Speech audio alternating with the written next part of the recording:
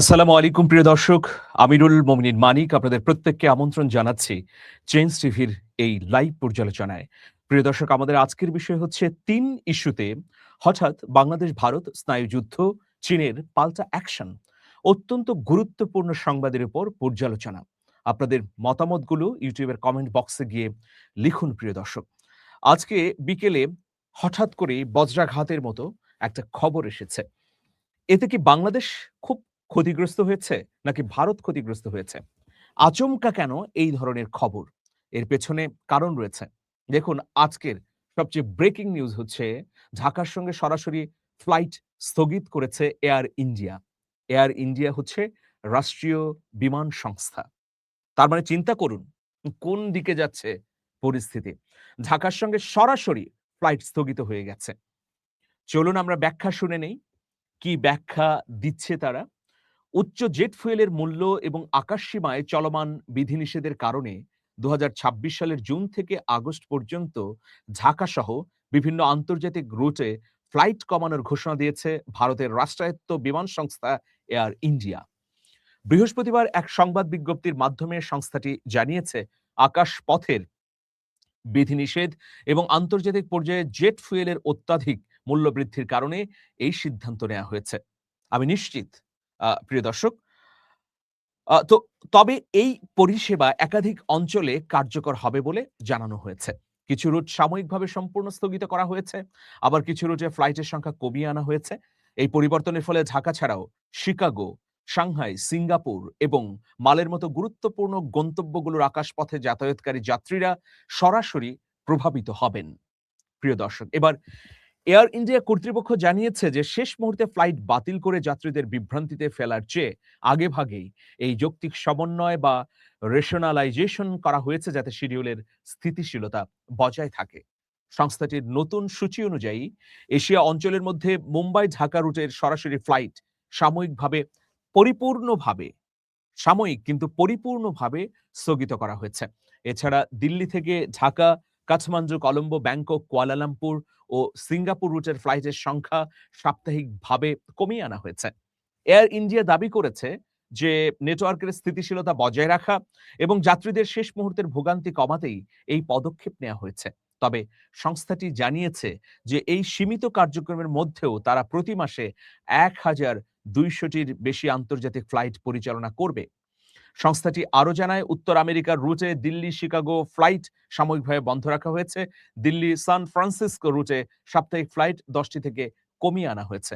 তার মানে আমরা কি দেখছি যে দিল্লি টু ঢাকা, মানে দিল্লি থেকে ঢাকা এবং ঢাকা থেকে মুম্বাই, এই ফ্লাইট স্থগিত হয়ে গেছে।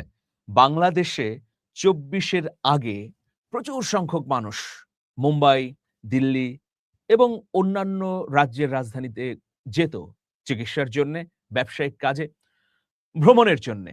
কিন্তু ২৪ গণ অভ্যুত্থানের পর আমরা যেটা দেখলাম যে ভারত একতরফাভাবে আমাদের সঙ্গে সম্পর্ক শীতল করেছে, নানা ধরনের ক্ষেত্রে বিধিনিষেধ দিয়েছে।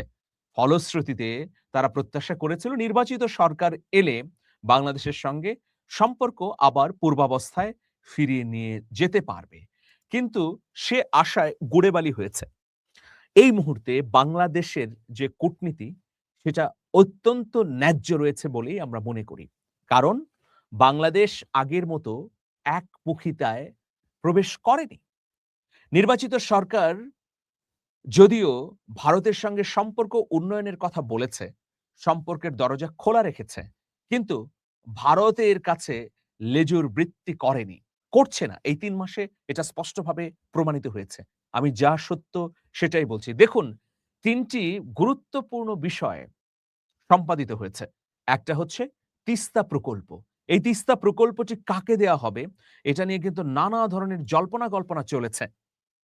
চীন যেন তিস্তা প্রকল্পের কাজ না পায় সেজন্যে ভারত শেখ হাসিনার সঙ্গে গত ১৭ বছর ধরেই নানা দেন-দরবার, অফার এবং কৌশল নিয়েছে। কিন্তু অন্তর্বর্তীকালীন সরকার এসে তিস্তা প্রকল্পকে আবারও পুনরুজ্জীবিত করে।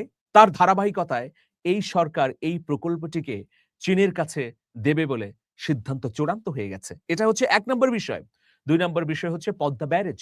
আপনারা জানেন যে পদ্মা ব্যারেজ আমাদের উত্তরাঞ্চলে ভয়াবহ যে শুষ্কতা সেটা দূর করবে। ভারতের নির্মিত ফারাক্কা বাঁধের কারণে আমরা যে কয়েক দশক ধরে ক্ষতিগ্রস্ত হয়েছি সেটা লাঘব করবে। শস্য ভাণ্ডারে পরিণত হবে উত্তরাঞ্চল। ফুল ফসলে সতেজ এবং সজীব হয়ে উঠবে এই পদ্মা ব্যারেজের কারণে। দেখুন এই পদ্মা ব্যারেজটি যেন না হয় সেই জন্য নানাভাবেই চেষ্টা করেছে দিল্লি। আমাদের কাছে যে তথ্য আছে শেষ মুহূর্তেও তারা প্রচেষ্টা চালিয়েছে বাংলাদেশে থাকা বিভিন্ন স্টেক হোল্ডার, ডিপ স্টেটের নানা অংশের মাধ্যমে। কিন্তু সরকারের দৃঢ় এবং দুঃসাহসিক সিদ্ধান্তের কারণে পদ্মা ব্যারেজের প্রকল্প পাশ হয়ে গেছে। মানে কাজটি আনুষ্ঠানিকভাবে শুরু হচ্ছে।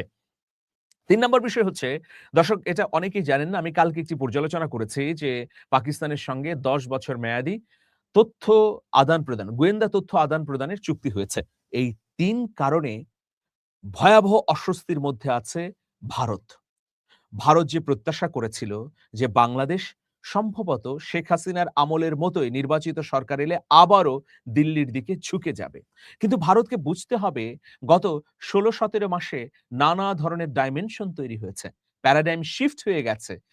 আপনারা যখন আমাদের ভিসা বন্ধ করে দিলেন, যখন আমাদের স্বাভাবিক যাত্রাকে আটকে দিলেন, তখন আমরা ভিন্ন পথ খুঁজেছি। বাংলাদেশের অনেক মানুষ ভারতের চিকিৎসা ব্যবস্থার উপর নির্ভরশীল ছিল। কিন্তু এটিকে আবার গণ-অভ্যুত্থানের পর রুদ্ধ করে দিয়েছে দিল্লি। তো আমরা তখন নতুন পথ খুঁজে নিয়েছি। আমাদের চিকিৎসার জন্যে বিভিন্ন রাষ্ট্রে গমনিচ্ছু নাগরিকরা এখন চীনে যাচ্ছে, থাইল্যান্ডে যাচ্ছে, সিঙ্গাপুরে যাচ্ছে। চীনে ৪ টি বিশেষায়িত হাসপাতাল কেবলমাত্র বাংলাদেশের মানুষের জন্য ডেডিকেটেড করা হয়েছে। সেখানে ভারতের চেয়ে কম মূল্যে চিকিৎসা সেবা দেয়া হচ্ছে। ফলে সময়ে গেলে সাধন হবে না। এখন যদি আপনারা গত ১৬ মাসকে ডিঙিয়ে আবারও আগের অবস্থায় আমাদেরকে ফিরিয়ে নিতে চান, তাহলে সম্ভব নয়। সেটাই তো দেখা যাচ্ছে। তো সে কারণে দিল্লি খুবই অস্বস্তির মধ্যে আছে। তো এই সম্পর্ককে আবারও উষ্ণতার দিকে নিয়ে যেতে সামনের দিনে দিল্লি হয়তো নানা ধরনের প্রণোদনা দেবে। কিন্তু সেই প্রণোদনার ফাঁদে আবার বাংলাদেশ কি পা দেবে? আমরা ভারতের সঙ্গে কখনোই খারাপ সম্পর্ক চাই না। আমরা চাই ন্যায্যতার ভিত্তিতে সম্পর্ক।